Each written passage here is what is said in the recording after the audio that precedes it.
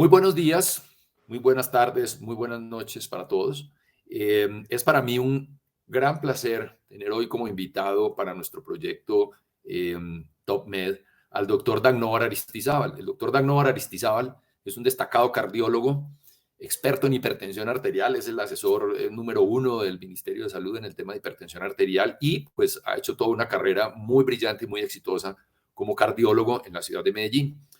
Doctor Dagnovar dirige una organización que él mismo creó, que se llama SICOR, donde se da atención especializada en el área de cardiología a pacientes del régimen contributivo, del régimen subsidiado, de todos los sistemas de salud y también a pacientes de medicinas prepagadas y particulares. Eh, para mí es un gran placer, repito, contar hoy con la presencia del doctor Dagnovar, a quien aprecio mucho y he tenido la oportunidad de seguir su experiencia y su crecimiento, el crecimiento de su empresa durante los últimos años. Por eso consideré que era muy interesante para este proyecto compartir con ustedes la experiencia de SICOR y la experiencia del doctor Dagnovar. Doctor Dagnovar, muy buenos días y qué bueno que esté con nosotros aquí hoy. Muy buenos días, doctor Ramón. Un gusto verlo y me encanta que tengamos esta oportunidad de compartir un rato y discutir algunos de los temas del área del liderazgo médico y de los proyectos importantes en salud que se necesita desarrollar desde un ejercicio médico juicioso. Muy bien, doctor, muchísimas gracias.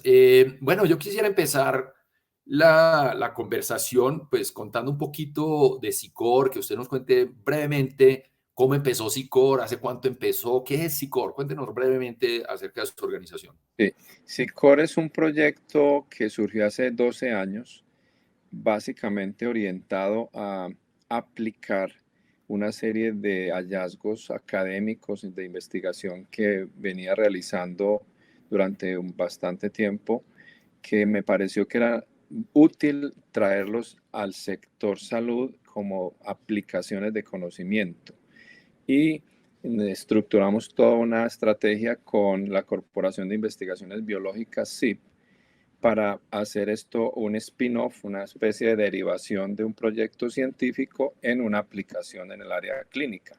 Entonces hicimos todo el ejercicio técnico de desarrollar el proyecto, de la financiación, la estructura clínica, con la finalidad de traer innovaciones al sector salud, porque esencialmente todos estos conceptos nuevos que aparecían y las investigaciones mostraban, perdón, creíamos que los podíamos traer claramente como un ejercicio de mejoría dentro de lo que veíamos en el sector salud. Y ahí surge SICOR como un proyecto innovador con tecnologías de última generación desarrollado desde la aplicación del conocimiento científico.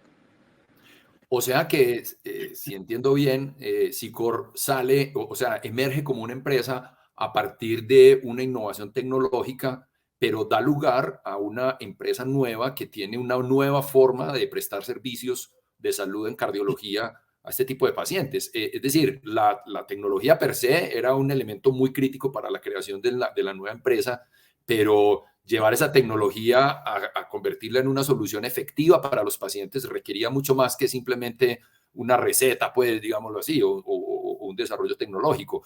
¿Qué fue necesario entonces para que SICOR hiciera realidad de eso y finalmente los pacientes recibieran el servicio? Exacto, ese punto es muy importante porque si bien la tecnología es necesaria para que estos proyectos de cardiología surgieran como lo logramos inicialmente presentar, era muy importante primero identificar cuáles problemas del sector íbamos a afrontar distinto y cómo estas innovaciones iban a lograr tener éxito. Entonces no es solo, digamos, los desarrollos tecnológicos, sino un equipo humano que en esencia es el eje principal de todos estos desarrollos, que sea capaz de pensar diferente en cómo hacer el ejercicio frente al paciente y cómo poner al paciente realmente en el eje de todo el cuidado y hacer una estructura que lo acompañe, que haga todo ese ejercicio de continuidad en cada uno de los procesos hasta que finalmente el individuo sea, digamos, empoderado o partícipe en su cuidado. Entonces, hacer ese cambio fue todo un reto, acompañado obviamente de herramientas tecnológicas y de desarrollos que nos permitieron apoyar ese ejercicio muy bien. Quizás para que nuestra audiencia entienda mejor de qué se trata todo esto, porque estamos hablando un poquito en abstracto, ¿sería posible, por ejemplo, ilustrar cómo la tecnología se convierte en un modelo de atención y en unos procesos diferentes, ilustrándolo a través del ejemplo, digamos, del episodio coronario, del paciente Sí, con episodio coronario? ¿Podría ilustrarnos, doctor, sí. a través de ese ejemplo? Es, ¿Cómo es el modelo? Ese es un muy buen ejemplo porque, digamos, al momento de iniciar todo el ejercicio, encontramos que habían varias, llamémoslo, discontinuidades o brechas en el cuidado de estas personas. Un ejemplo sencillo, cuando el paciente era intervenido, hacían una intervención coronaria, una cirugía de revascularización cardíaca y era dado de alta del tercer nivel de atención a su casa. Pasaba un periodo de 1 o 2 semanas donde esa persona estaba relativamente desprovista de acompañamiento y eso generaba enormes inseguridades para él y la familia y habitualmente llevaba a que el paciente estuviera reconsultando servicios de urgencias en forma innecesaria. ¿Qué hicimos? Fue en O ese reingresándose, ¿no? Reingresándose por... o reingresándose a las hospitalizaciones. Entonces, hicimos un plan que fuera capaz de llenar esa brecha para acompañar a ese paciente y la familia durante esa fase inicial del posoperatorio o posintervención cardíaca, de manera que se pudieran identificar si lo que estaba generándose en ese paciente era una situación médica urgente o no. La mayoría de las veces no lo era. Y con algunos dispositivos médicos, por decir, instalando un equipo que monitoreara la frecuencia cardíaca en la casa del paciente o que nos permitiera ver el electrocardiograma de, así fuera una sola derivación del electrocardiograma. Podíamos darnos cuenta si el paciente, acorde con los síntomas, tenía una respuesta cardíaca alterada o alguna arritmia o algún hecho. Entonces, le pegamos, digamos, al ejercicio de acompañamiento, no solamente las personas que hacían el cuidado cerca al paciente, sino también algunas ayudas tecnológicas. Y eso facilitó enormemente llenar esa brecha. Ese es un ejemplo sencillo de cómo se pudo incorporar un segmento crítico del seguimiento dentro de la estructura del cuidado de un paciente. Excelente. Bueno, podríamos quedarnos hablando de la tecnología y yo creo que muchos de los que están escuchando esta entrevista tendrán muchísimas preguntas sobre la tecnología porque siempre es lo que más llama la atención, pero yo no quiero caer en esa tentación y quiero enfocar nuestra discusión en el tema que nos ocupa hoy y es el tema del liderazgo médico, cómo el liderazgo de los médicos puede transformar el sector salud desde la prestación y cómo eso puede contribuir a un sistema mucho más eficiente, sostenible y con mejores resultados. Entonces, aquí voy a volver un poco como a esa situación original, donde el doctor Dagmar Aristizábal, un destacado cardiólogo, que crece en una de las instituciones líderes de la cardiología en Antioquia, como la Fundación Cardiovascular, que hoy se llama Cardioid, pues yo recuerdo desde que yo era interno que roté alguna vez por la Fundación Cardiovascular y conocí al doctor Dagnovar, me parece, y desde muy joven siempre fue una persona muy destacada. Creció en un ámbito clínico donde todos estos elementos del logro personal, el alto nivel técnico, la respetabilidad ante los pares, todo este tipo de elementos, pues son parte de la cultura de las organizaciones médicas, donde se premia el esfuerzo personal, se premia el logro por el estudio, por la especialización, los mejores resultados académicos, etcétera. ¿Por qué el doctor Dagnovar decide dejar este entorno digamos, tan natural a una persona con alto nivel académico y empezar un emprendimiento donde se requieren una serie de habilidades muy diferentes, como convencer a otros, llevar a otros al logro de un objetivo común, transmitir una visión inspiradora, lidiar con el conflicto, hacer coaliciones, una serie de habilidades que primero no nos enseñan en el pregrado ni en el posgrado. Y segundo, pues son bastante ajenas al quehacer diario de la práctica clínica. ¿Por qué un médico clínico de la línea del frente, exitoso y bien acomodado en una institución líder, decide dejar esa zona de confort y arrancar con una cosa totalmente diferente? Bueno, muchas gracias, doctor Ramón. Esa es una pregunta maravillosa porque de alguna manera es capaz de reunir lo que se llamaría tener una visión de proyecto de vida que incluya el ejecutar acciones hacia la comunidad. Digamos que en mi formación eh, de especialista siempre me pareció fundamental que el profesional que se desarrolla a tener este tipo de capacidad la pueda devolver en términos de una estructura o de atención a la comunidad, no solamente con una práctica personal exitosa. Ese sería un primer elemento. El segundo es la curiosidad por entender los problemas. A mí me parece que eso es crítico en un profesional y también lo fue para mí, entender, poderme relacionar con las cosas que veía día a día desde una perspectiva de ser curioso y tratar de entender lo que funciona y lo que no funciona, por qué está haciendo así. Entonces, como conoces, la investigación ha sido realmente parte de mi vida y además de ser un médico clínico, siempre mantuve ese ejercicio de estudiar con más detalle el, la búsqueda del conocimiento, cierta audacia para pensar distinto. Una cosa que yo resaltaría mucho es lo que yo llamaría tener humildad académica, porque cuando nos forman en ser especialistas muy destacados y conocer mucho de la medicina, pero me parece que es más importante que esa mentalidad de saberlo todo, de especialista, es una mentalidad de aprenderlo todo, que busca ampliar la perspectiva profesional, ser más multidisciplinario, más que enfocado en una sola cosa, y esa visión general a uno le da alcance para entender no solamente las capacidades que tiene su especialidad o su área de conocimiento, sino también las limitaciones. Y desde esa posición uno ve mucho mejor todo. Se vuelve más creativo porque cuando ve ciertas limitaciones, indudablemente acude a la creatividad para buscar llenar esos espacios donde faltan cosas. También de alguna manera se vuelve más solidario porque dice mi limitación de conocimiento es clara, pero también tengo algunas fortalezas de conocimiento que puedo compartir y puedo crear, digamos, una estructura en torno a eso donde busquemos uniformizar las capacidades que tenemos para hacer ciertas cosas y delegar otras en el grupo que tienes contigo. Entonces, eso de alguna manera fortalece una serie de habilidades que son necesarias para no solamente ejercer en solitario. Yo creo que eso es muy importante, buscar ejercicios colectivos de cuidado, donde si bien el especialista puede tener el comando de muchas cosas, hay otros individuos en él, enfermeras, rehabilitadores, personas de salud mental, médicos generales, mucho equipo que es muy talentoso que visto desde la concepción que he mencionado, puede reunirse para hacer ejercicios muy importantes de cuidado.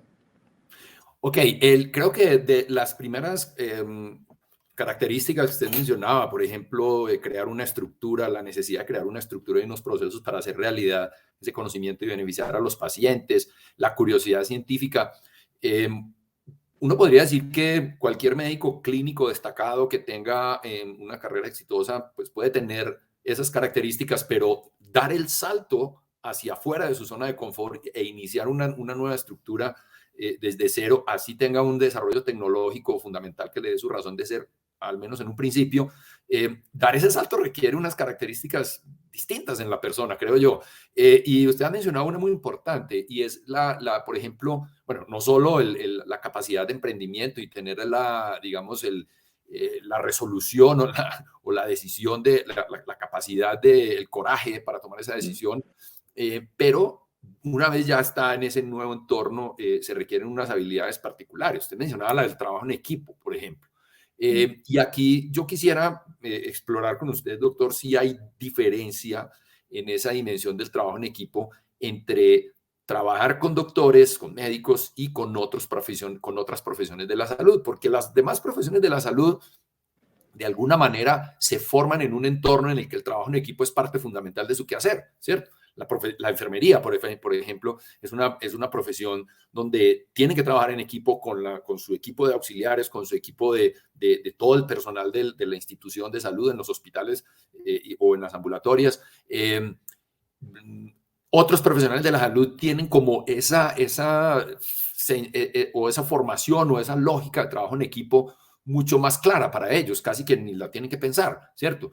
Cuando están trabajando en un hospital o en una institución ambulatoria, tienen que interactuar de alguna manera para llevar a cabo los procesos con éxito. Sin embargo, los doctores quizás no tengan esa característica. Por ejemplo, en los hospitales, la típica escena de la ronda diaria, donde el doctor llega, evalúa al paciente, le entregan una información, analiza, examina al paciente y toma unas decisiones y se va, ¿sí? Entonces, digamos que el trabajo en equipo allí para el doctor no pareciera que no fuera tan crítico. En el quirófano, él llega, hace su cirugía, claramente tiene que haber una interacción con la instrumentadora, con la circulante, con el anestesiólogo, pero digamos que no es tan esencial en el antes y en el después de ese acto quirúrgico, ese trabajo en equipo, por lo menos en las condiciones de la mayoría de las organizaciones de salud.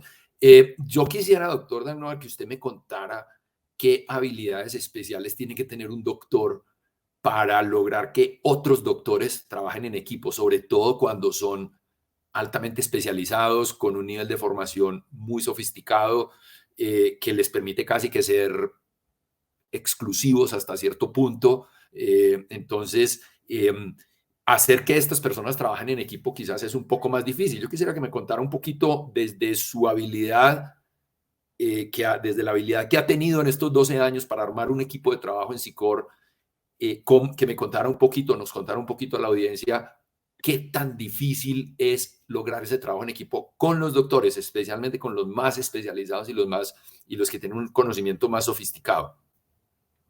Doctor Ramón, esa es otra gran pregunta y muy fundamental dentro de un ejercicio como el que estamos conversando. Creo que primero que todo, es un ejercicio que no es sencillo, sin duda, porque si me centro, como quieres, en la pregunta de cómo convocar y cómo hacer que los profesionales médicos se integren a este tipo de proyectos, lo primero es que hay que claramente ser capaz de invitarlos a co-crear. Ese que es un término, digamos, hoy muy contemporáneo. Es si vamos a desarrollar una visión de un problema bajo ciertas características, entendiendo que hay unas brechas que vamos a buscar resolver, entonces debe ser un ejercicio colectivo de creación con los profesionales. Y creo que ese es un primer elemento que es fundamental y necesita ser trabajado con mucho detalle.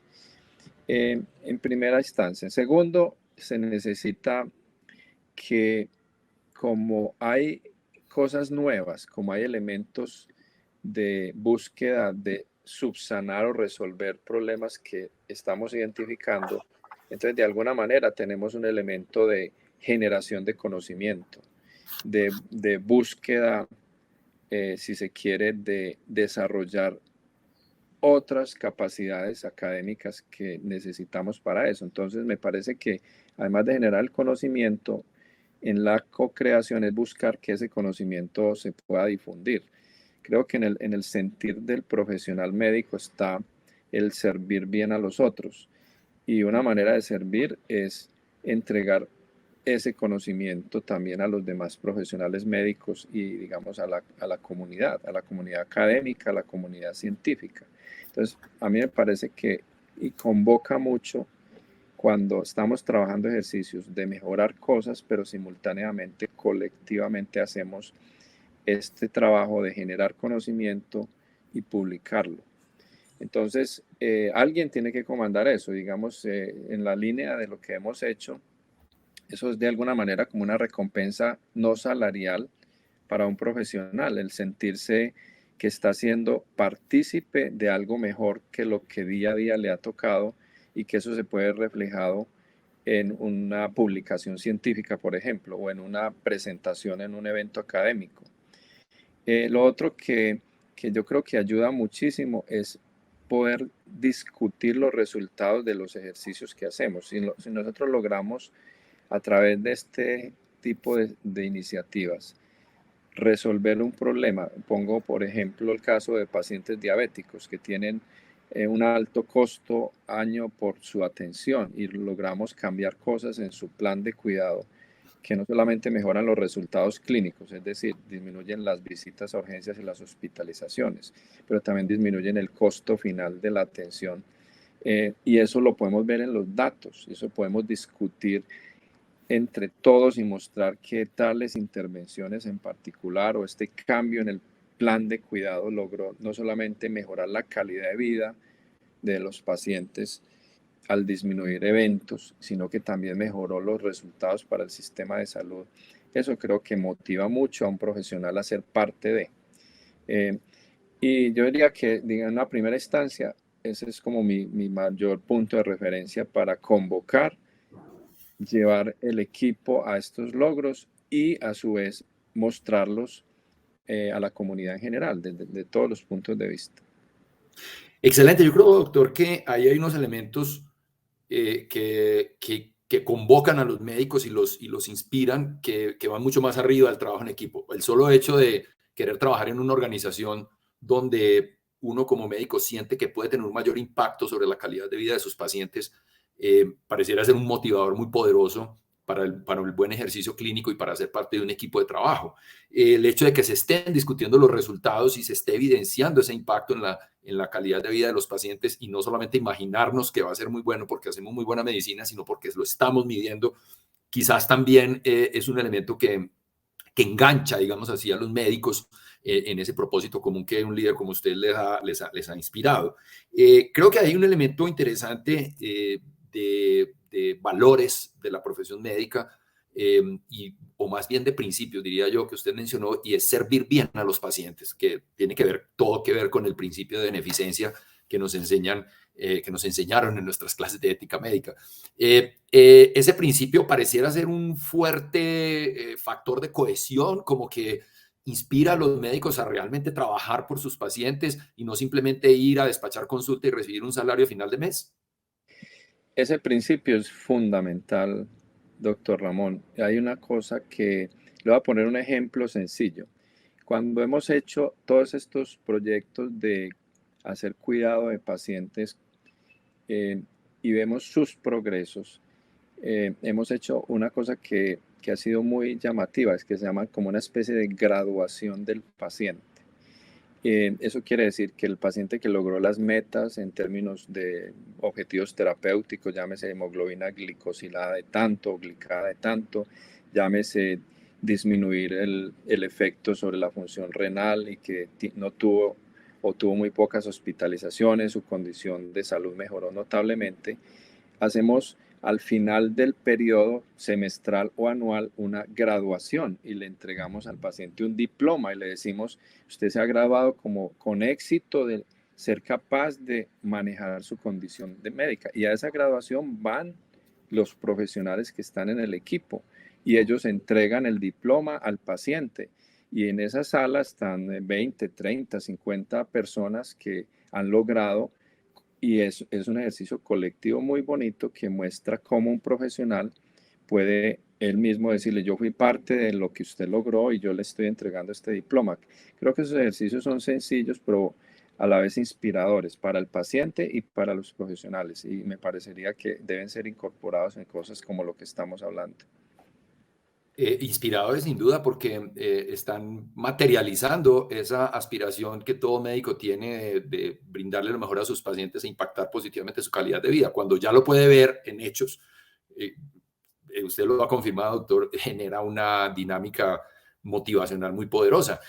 Quizás ahí el rol del líder es más como garantizar que se den esos espacios, que se generen esas informaciones y esos datos para retroalimentar la motivación del médico y generar como ese entorno favorable a esa motivación. Pero yo quisiera resaltar o volver sobre otro elemento, me pareció muy interesante, y es la discusión de los resultados. Una cosa es ir a ver los pacientes exitosos, los que han tenido éxito, y bueno, pues chévere, si por lo menos 5 de esos 20 son mis pacientes, me sentiré muy contento. Pero ¿qué pasa con mis otros 500 o 600 pacientes?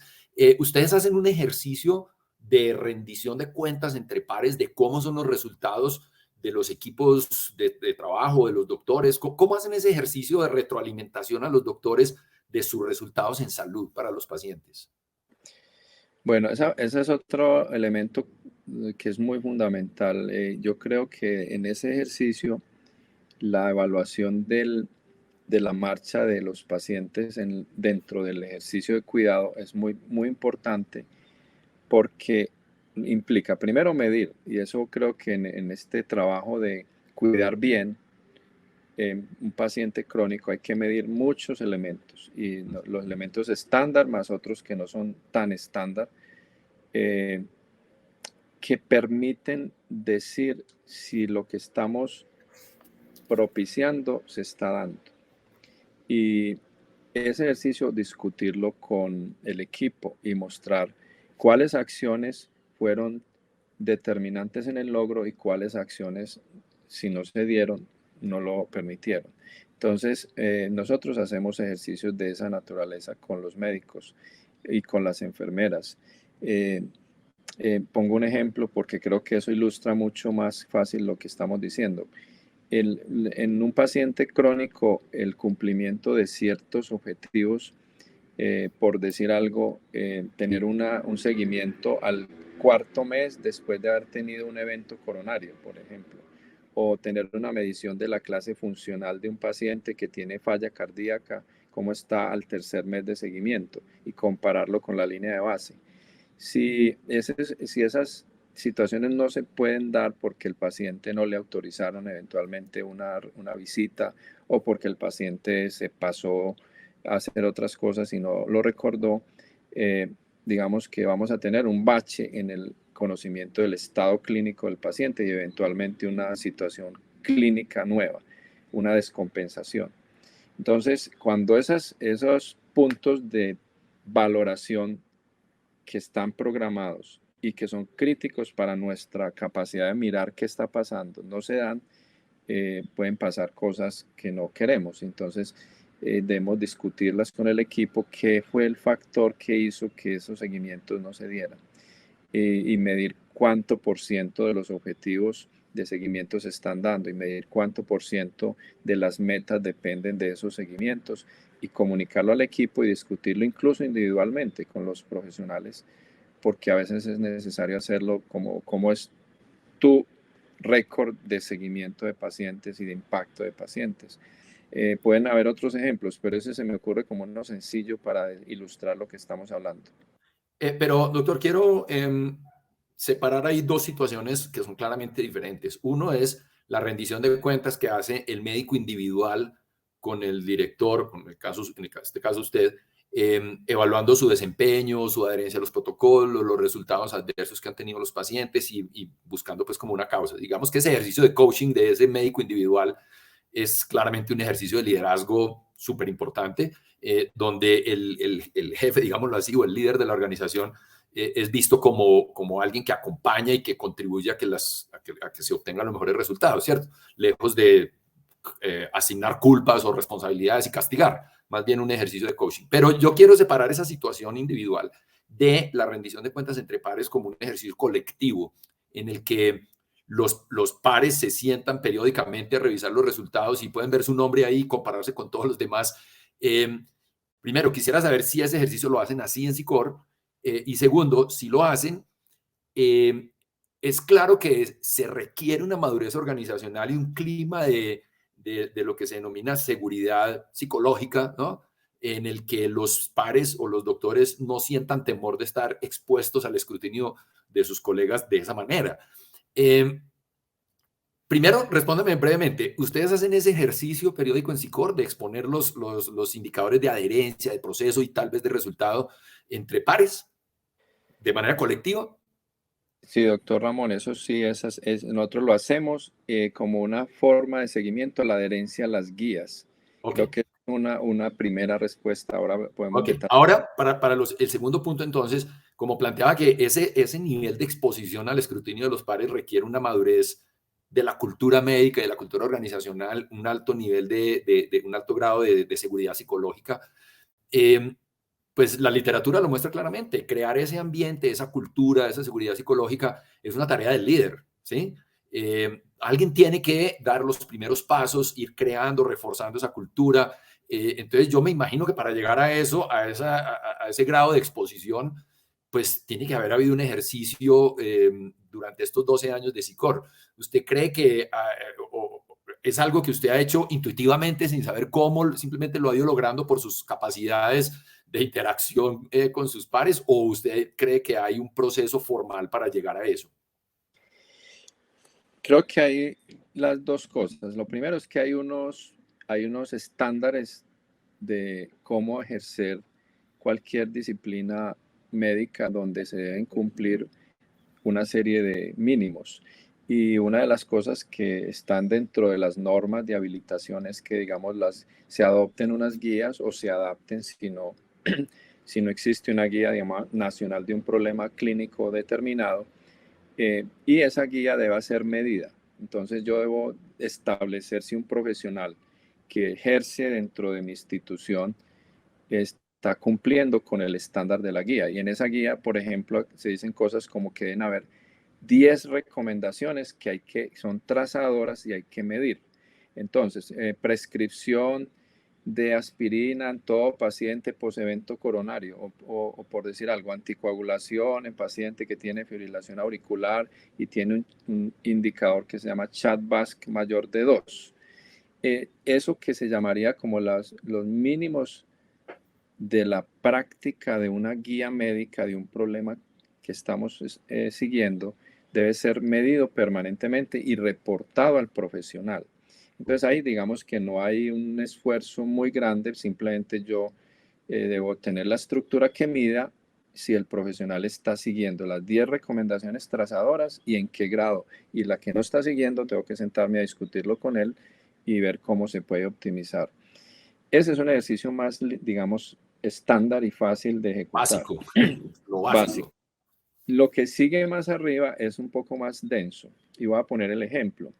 Digamos que las sociedades científicas y las agremiaciones científicas han creado un concepto que alguna vez vi, perdón, y me llamó la atención poderosamente, que se llaman los criterios de uso apropiado. Y es que cuando un profesional ejecuta ciertos procedimientos, esos procedimientos pueden ser adecuadamente seleccionados o no. Entonces, hay unas guías que dicen cómo ejecutar adecuadamente la elección de un procedimiento y cuál es el porcentaje que tiene la institución en la ejecución adecuada de ese procedimiento. Entonces, también es importante, pero es menos, digamos, menos sencillo implementarlo, pero es súper potente poder hacerlo y decirle a un profesional, o sea, tu porcentaje de elección de tal procedimiento ha sido elegido adecuadamente en tanto por ciento. Podemos mejorarlo, ¿cómo? Y que sentarse a hacer ejercicios personales para ese tipo de casos. Y son un poco más elaborados, pero fundamentales para todo este tema de supervisión de pares. Y ese ejercicio, por ejemplo, de criterios de uso adecuado, también lo hacen en grupo, ¿sí? Se comparan unos con otros en público. No es mejor no hacerlo en público Ok. porque primero hay que trabajar con el profesional y mirar dónde están las brechas de sus porcentajes y cómo las podemos mejorar, porque realmente lo que se busca es que globalmente la institución esté bien en esos criterios de uso apropiado, porque además esos criterios sirven de reporte al asegurador para mostrarle que estamos haciendo las cosas bien.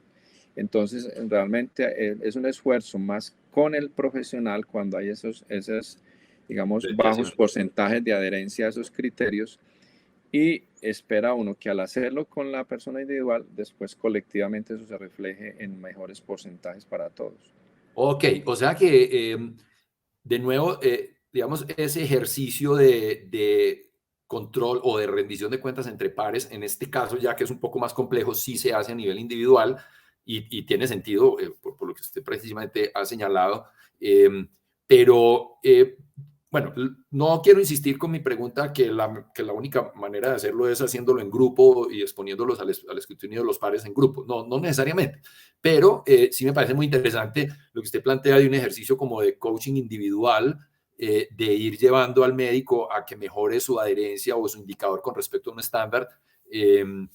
Y estoy de acuerdo, me parece bien interesante lo que usted señala, porque hay que hacerlo de manera individual para que no genere, pues, digamos, otro tipo de reacciones. Pero ¿usted cree que en algún momento en la evolución de esta rendición de cuentas entre pares puedan llegar a hacer ese análisis de estos indicadores de manera grupal, de manera que todos sepan cuál es el indicador de cada uno, o no es necesario llegar a ese nivel? Creería que tenemos que mirar el estado de nuestro país como tal. En Colombia, bajo los modelos que todavía imperan en la contratación, digamos que esos ejercicios son más difíciles de hacer, porque la mayoría de profesionales, especialistas, tienen un tipo de vinculación con las instituciones que los hacen, digamos, menos propensos a que tengan ese tipo de estructura en torno a ellos. Es lo ideal y yo creo que en este tipo de evolución del sector hacia la transparencia, lo indicado es que esos ejercicios sean colectivos. Mi impresión es que en el estado del sistema todavía nuestro, hacerlos colectivos no es tan sencillo, por lo que la forma como los profesionales se vinculan a las empresas de salud hoy es distinta, y hasta que eso no mejore, digamos, donde haya médicos vinculados directamente por el hospital, la modalidad de, digamos, de que están siendo parte del staff y son responsables permanentes del staff. Cuando yo digo la forma de vinculación es que los médicos especialistas son muy flotantes y van entre instituciones generalmente y no tienen una dedicación exclusiva a una institución. Entonces, en cuanto no lo tengamos así, va a ser más difícil. Ok, yo creo que usted ha tocado un tema súper clave que era justamente el tema que tenía para cerrar esta conversación tan interesante y es las condiciones del entorno, ¿no? Tenemos un entorno bastante adverso con unas prácticas de contratación que generan fragmentación en los ciclos de atención y en un paciente crónico esto es un problema gravísimo porque nadie es responsable del ciclo completo de atención, cada cual hace su pedacito por el que le pagan. Y fuera de eso, hay una presión demasiado fuerte por el precio, ¿cierto? En la negociación. Y pues muchos aseguradores, lo sabemos, pueden cambiar fácilmente de un prestador a otro por una diferencia de precios incluso pequeña. Entonces, digamos, en ese contexto competitivo y de contratación con el aseguramiento, uno diría que es imposible hacer algo como lo que ustedes están haciendo. Usted, doctor Dan Novar, con su visión de líder y con ese rol de líder que ha tenido con SICOR, ¿qué podría decirle a nuestra audiencia de, oiga, si es posible hacer algo diferente y bueno en este contexto tan adverso? ¿Qué factores críticos de éxito usted señalaría para poder tener éxito con una organización en un entorno tan adverso en términos de la contratación? Pues esa es doctor Ramón, es una pregunta muy amplia porque pone sobre la mesa, pues como lo has mencionado, realmente elementos del entorno que son muy fundamentales para lograr propiciar un esquema distinto.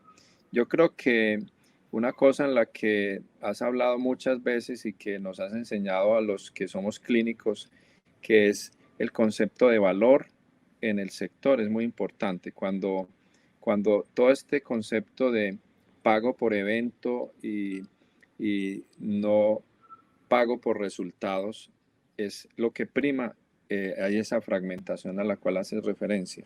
Yo creo que en la medida en que vamos incursionando en toda esta nueva estructura que permite hacer la contratación por valor y por resultados y pago por resultados, ese esquema va a mejorar notablemente. Y a los doctores, a todos los doctores nos corresponde aprender mucho de ese modelo y irlo incorporando a los contratos que se hacen. Y al sector le toca presionar hacia que las instituciones sean vistas bajo esa figura, donde la recompensa, digamos, global de las instituciones esté dada sobre los resultados que obtienen y sobre el valor agregado que permiten a los pacientes y en general al sector. Eso sería un comentario rápido. Ok, creo que el foco en la generación de valor como mejores resultados para el paciente con el recurso que haya, con la plata que haya, creo que es un punto digamos, un punto guía muy importante, pero probablemente muchos de quienes están viendo esta entrevista dirán, no, no es posible porque las EPS no contratan así, no les importa sino el precio, sin generalizar obviamente, porque hay algunas con las que sí se pueden hacer cosas interesantes. Pero usted mencionaba algo muy interesante allí y es que es el prestador el que da ese primer paso en construir este tipo de ofertas integrales que permiten obtener mejores resultados en salud y no es el pagador. ¿Cómo es esa relación para que hablemos un poquito más de cosas como estratégicas? Porque finalmente el líder tiene que identificar esa oportunidad estratégica para crear una nueva empresa o desarrollar la empresa en la que está o llevarla a un nivel superior de desempeño, identificar esa oportunidad estratégica y plantear una solución. Entonces, cuando el asegurador tiene una práctica de contratación fragmentada, buscando el precio más bajo y presionando a la baja los precios, alguien se para y dice, un momento, es que así no se puede generar valor para los pacientes, yo creo que podemos hacer una cosa diferente donde con ese mismo recurso podemos tener un impacto mucho mayor en la vida de los pacientes. Es decir, ese primer paso lo tiene que dar siempre el prestador o se requiere un pagador de unas características muy particulares para que ese primer paso tenga respuesta y funcione.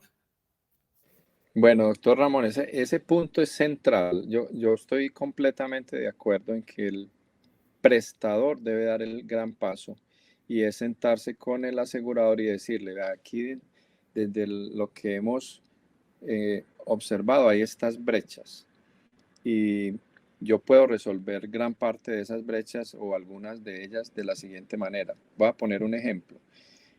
Porque, digamos, nosotros, si en algo hemos sido de alguna manera exitosos, es en poder ubicar cuáles problemas del sector podemos mejorar con las estrategias que planteamos y llevárselas al asegurador y decirle, aquí tengo identificados estos problemas y esta sería la solución. Un caso para ilustrarlo.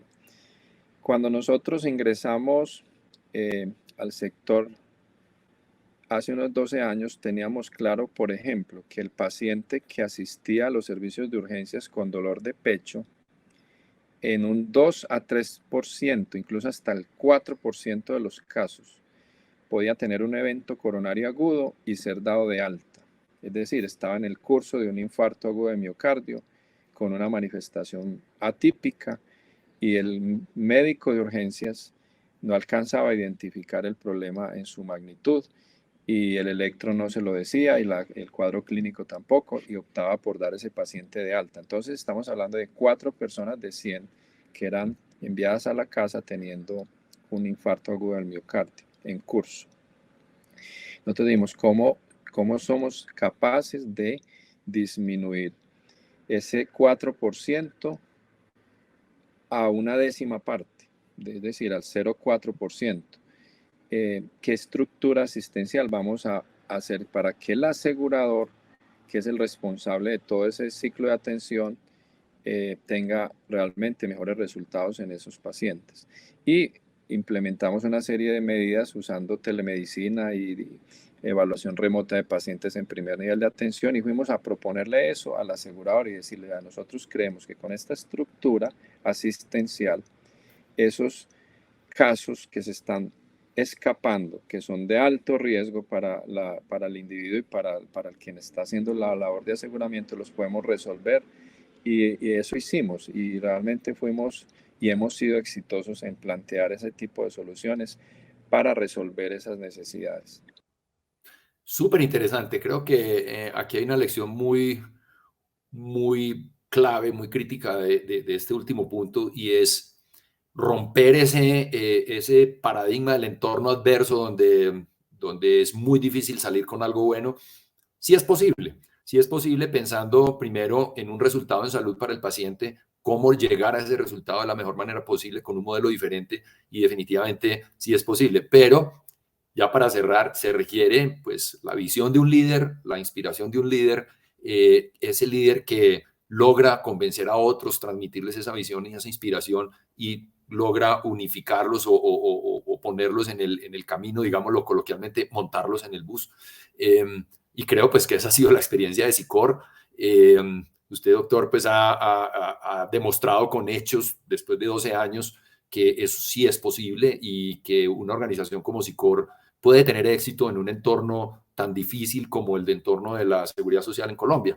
Entonces, pues, espero que para nuestra audiencia haya sido muy enriquecedora esta conversación.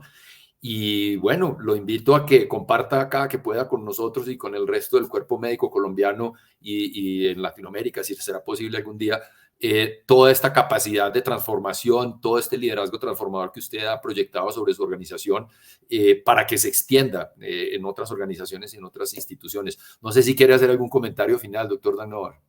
Muchas gracias, doctor Ramón, por este espacio que creo es supremamente valioso para mostrarle a la comunidad médica del país la posibilidad de mirar distinto los problemas y de ser partícipe en las soluciones desde la práctica clínica que cada uno tiene.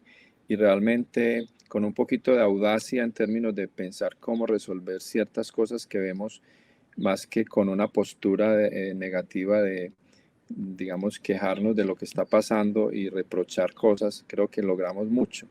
Y me parece que parte de lo que hemos mostrado y trabajamos día a día en lograr es eso, es decir, seamos partícipes de buscar soluciones a los problemas que estamos observando e involucrémonos un poco más en generarlas. No se necesitan superpoderes, se necesitan, como hemos mencionado, algún tipo de ejercicio de ser curioso y meterse un poco dentro de las ideas de buscar solución a lo que estamos observando que se pueda cambiar. Muy bien, muchas gracias, doctor Dagnovar, por este espacio tan valioso y a toda nuestra audiencia. Espero que esta entrevista nos haya aportado elementos muy interesantes para entender cada vez con mayor claridad la importancia del liderazgo médico en la transformación de la organización, en la transformación organizacional del sector prestador en Colombia. Los invito a que nos sigan acompañando en nuestras entrevistas en esta serie de entrevistas a líderes transformadores. Muchísimas gracias, doctor, y un feliz día. Muchas gracias, igualmente.